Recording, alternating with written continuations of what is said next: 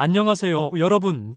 오늘은 60대 이상 분들이 가장 고민하시는 문제 중 하나인 야간류에 대해 이야기해 보려고 합니다. 밤에 잠을 자다가 화장실에 가기 위해 일어나는 횟수가 늘어나면서 숙면을 취하지 못하고 낮에도 피로감을 느끼시는 분들이 정말 많으실 텐데요. 통계에 따르면 60대 이상 성인의 약 70% 이상이 야간류를 경험하고 있습니다. 남성의 경우 전립선 문제와 관련이 있을 수 있고, 여성의 경우 골반저근의 약화나 호르몬 변화와 연관될 수 있죠. 하지만 많은 분들이 나이가 들면 당연한 것이라고 생각하시면서 적극적인 해결책을 찾지 않고 계신 것 같습니다.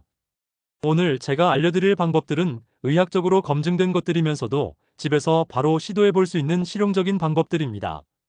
물론 하루 만에 완전히 해결되기는 어렵지만 올바른 방법을 꾸준히 실천하시면 분명히 개선 효과를 느끼실 수 있을 거예요. 야간뇨란 정확히 무엇일까요? 야간뇨는 의학적으로 잠든 후 소변을 보기 위해 일어나는 것을 말합니다. 하지만 모든 야간 배뇨가 문제가 되는 것은 아닙니다. 일반적으로 밤에 1회 정도 화장실에 가는 것은 정상 범위로 봅니다. 하지만 2회 이상, 특히 3회 이상 일어나신다면 야간뇨로 진단할 수 있고, 이는 삶의 질에 상당한 영향을 미칠 수 있습니다.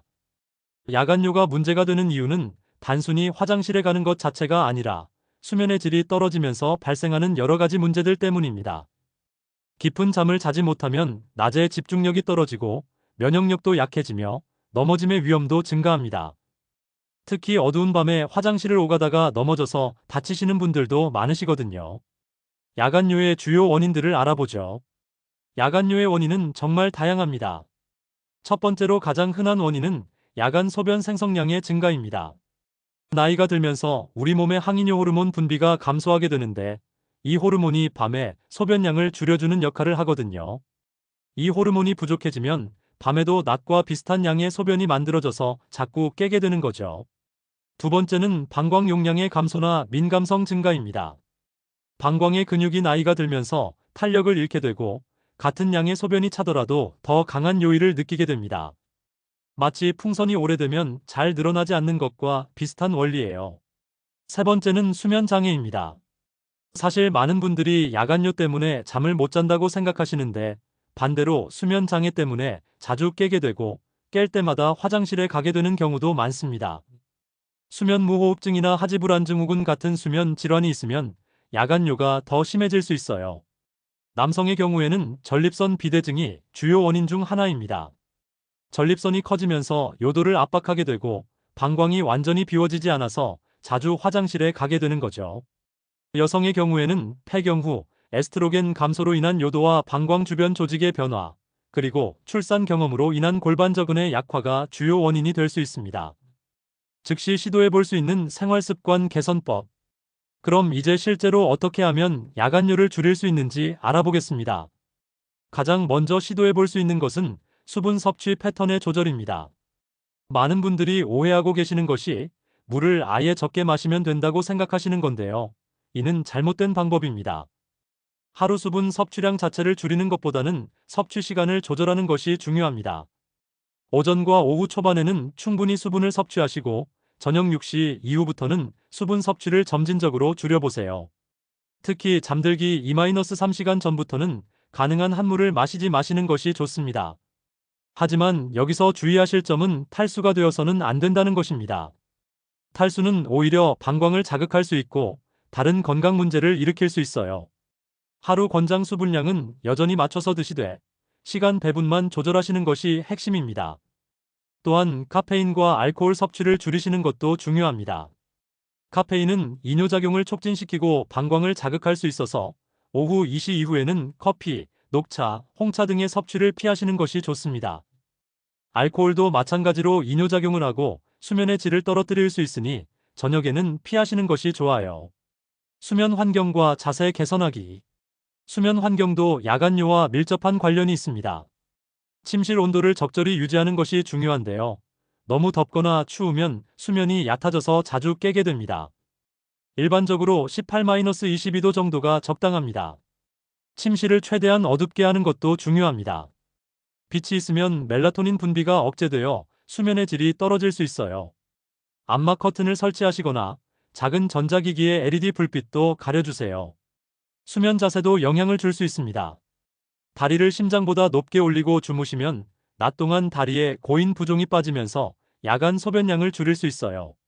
잠들기 2-3시간 전에 다리를 벽에 기대고 15-20분 정도 올리고 계시거나 잘 때 발끝을 약간 높여서 주무시는 것도 도움이 됩니다. 하지만 가장 중요한 것은 규칙적인 수면 패턴을 만드는 것입니다. 매일 같은 시간에 자고 일어나는 습관을 만들어 보세요. 주말에도 평일과 비슷한 시간에 자고 일어나시는 것이 생체 리듬을 안정시키는 데 도움이 됩니다. 이제 좀 더 적극적인 방법들을 알아보겠습니다.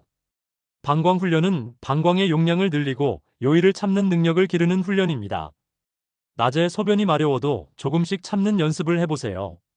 처음에는 5분부터 시작해서 점차 시간을 늘려나가는 것입니다. 구체적인 방법을 알려드리면 소변이 마렵다고 느끼는 순간부터 5분을 참고 화장실에 가세요. 일주일 정도 5분 참기가 익숙해지면 10분으로 늘리고 또 익숙해지면 15분으로 늘려나가는 식입니다. 목표는 2-3시간 간격으로 화장실에 가는 것입니다. 하지만 이 훈련을 할 때 주의하실 점은 절대 무리하지 마세요. 참을 수 없을 정도로 급하거나 아플 때는 바로 화장실에 가셔야 합니다. 방광염이나 요로 감염의 위험이 있거든요. 골반적은 운동도 매우 효과적입니다. 골반저근은 방광과 요도를 지지하는 근육들인데 이 근육들이 약해지면 야간요가 더 심해질 수 있어요. 가장 유명한 케겔 운동을 소개해 드릴게요. 케겔 운동은 앉아서도 누워서도 서서도 할 수 있습니다. 먼저 골반저근을 찾아야 하는데요. 소변을 참을 때 사용하는 근육 또는 항문을 조였다가 풀 때 사용하는 근육이라고 생각하시면 됩니다. 이 근육을 5초간 조였다가 5초간 풀기를 반복합니다. 하루에 3번, 한 번에 10회씩 하시면 됩니다. 처음에는 근육을 제대로 찾기 어려울 수 있어요. 그럴 때는 소변을 보는 도중에 잠시 멈춰보세요. 그때 사용되는 근육이 골반저근입니다. 하지만 이 연습은 한두 번만 하시고 평소에는 소변을 멈추는 연습을 하지 마세요. 방광에 좋지 않을 수 있거든요. 식단과 음료 관리. 음식도 야간요에 큰 영향을 줍니다. 저녁 식사는 가능한 한 일찍, 늦어도 잠들기 3시간 전에는 드세요. 너무 늦게 드시면 소화 과정에서 수분이 더 많이 필요하게 되고 이는 야간 소변량 증가로 이어질 수 있습니다. 염분이 많은 음식도 피하시는 것이 좋습니다. 염분은 몸의 수분을 저장하게 하고 이 수분이 밤에 소변으로 배출될 수 있어요.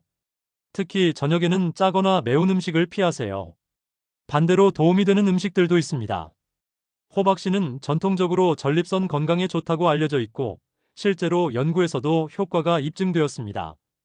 하루에 한 줌 정도 드시면 좋아요. 크랜베리도 요로 건강에 도움이 되지만 설탕이 들어간 크랜베리 주스보다는 생크랜베리나 무설탕 제품을 선택하세요. 마그네슘이 풍부한 음식들도 도움이 됩니다.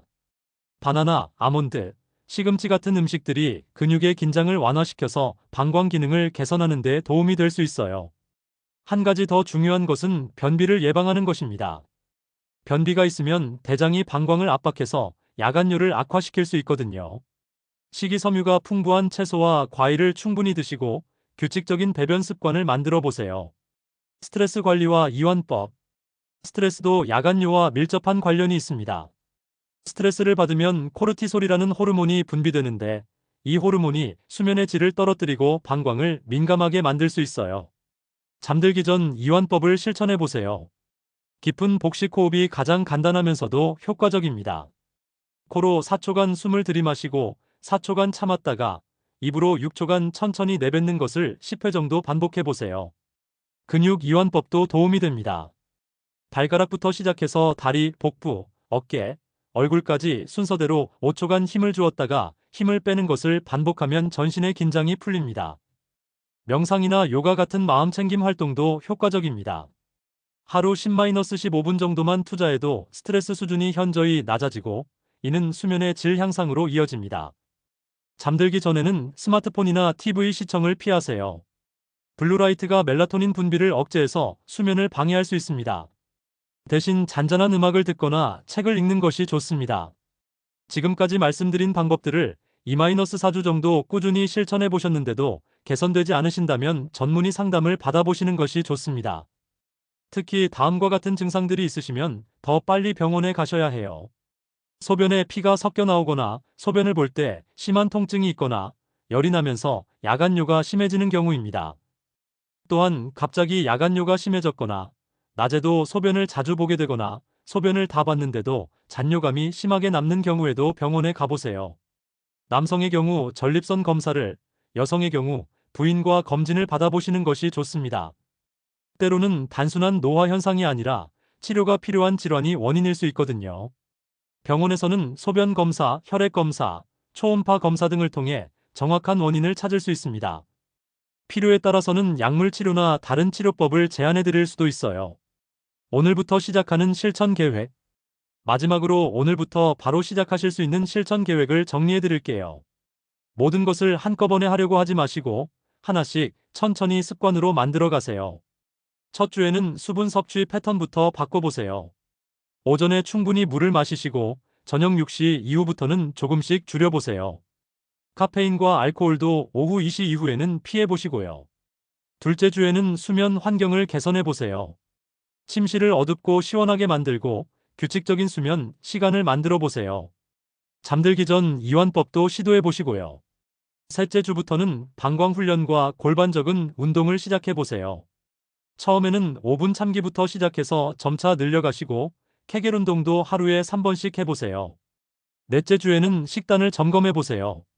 저녁 식사 시간을 앞당기시고 염분 섭취를 줄이시며 도움이 되는 음식들을 추가해 보세요. 무엇보다 중요한 것은 꾸준함입니다. 하루 이틀 해보고 효과가 없다고 포기하지 마시고 최소 2-4주는 지속해서 실천해 보세요. 개인차가 있을 수 있지만 대부분의 분들이 2-3주 후부터 개선 효과를 느끼기 시작합니다. 그리고 너무 완벽하게 하려고 부담 갖지 마세요. 가끔 물을 늦게 마시게 되거나 운동을 빼먹는 날이 있어도 괜찮습니다. 전체적인 흐름이 개선되는 방향으로 가고 있다면 충분히 성공적입니다. 야간뇨는 단순히 나이듦의 자연스러운 현상이라고 체념할 필요가 없습니다. 올바른 방법으로 접근하면 분명히 개선할 수 있는 문제예요. 오늘 말씀드린 방법들을 차근차근 실천해 보시고 필요하다면 전문의의 도움도 받아보세요. 여러분의 건강하고 편안한 밤을 응원합니다. 질문이나 궁금한 점이 있으시면 댓글로 남겨주세요. 다음에도 건강에 도움이 되는 정보로 찾아뵙겠습니다. 감사합니다.